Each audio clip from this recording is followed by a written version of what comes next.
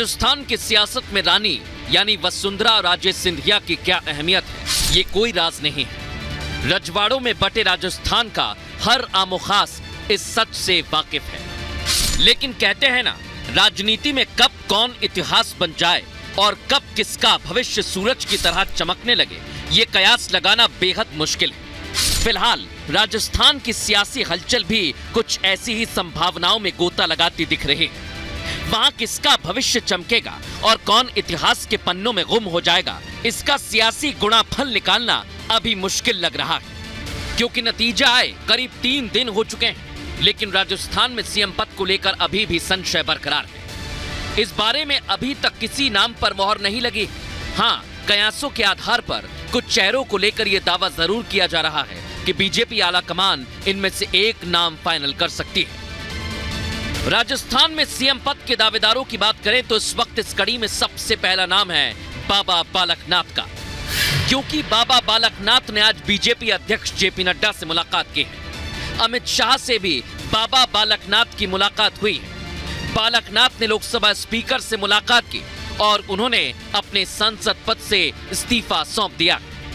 आपको बता दें, बाबा बालकनाथ अलवर सीट से सांसद थे और इस विधानसभा चुनाव में इन्होंने तिजारा सीट से भारी मतों से जीत हासिल की है। और यही वजह है कि अब उनके समर्थक उन्हें राजस्थान में सीएम बनाने की मांग कर रहे हैं। इतना ही नहीं, यूपी के मुख्यमंत्री योगी आदित्यनाथ की छवि होने के चलते ये पूरे राजस्थान में लोकप्रिय हो गए। वहीं राजस्थान के सीएम पद को लेकर चर्चा हो और उस पर रानी से महारानी बनी वसुंधरा राजे की दावेदारी का नाम न हो, ऐसा मुमकिन नहीं। इसलिए स्वाभाविक तौर पर इस बार भी वसुंधरा राजे इस रेस में अब तक बनी हुई और बुधवार से ही उन्होंने दिल्ली में डेरा जमाया हुआ है।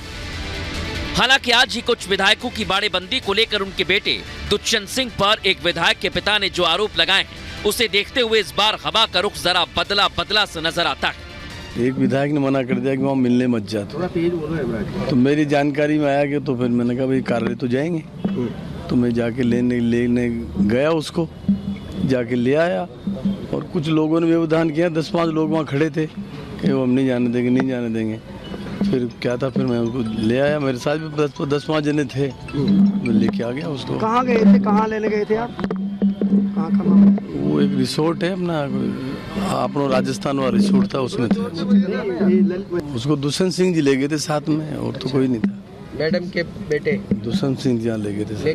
बेशक राजस्थान में सीएम पद को लेकर हो रही सियासी हलचल ये इशारा करती है कि अब मरुधरा की सियासत में रानी को चुनौती मिलने वाली है और वर्षों बाद यहाँ एक पुराना रिवाज बदल सकता है। एक वक्त था जब राजस्थान की सियासत में रानी के खिलाफ खड़े होने की किसी की हिम्मत नहीं होती थी। सरकारें आती जाती रहती थी, लेकिन जब बीजेपी की सरकार बनती थी तो वसुंधरा को मुख्यमंत्री बनाया जाता था।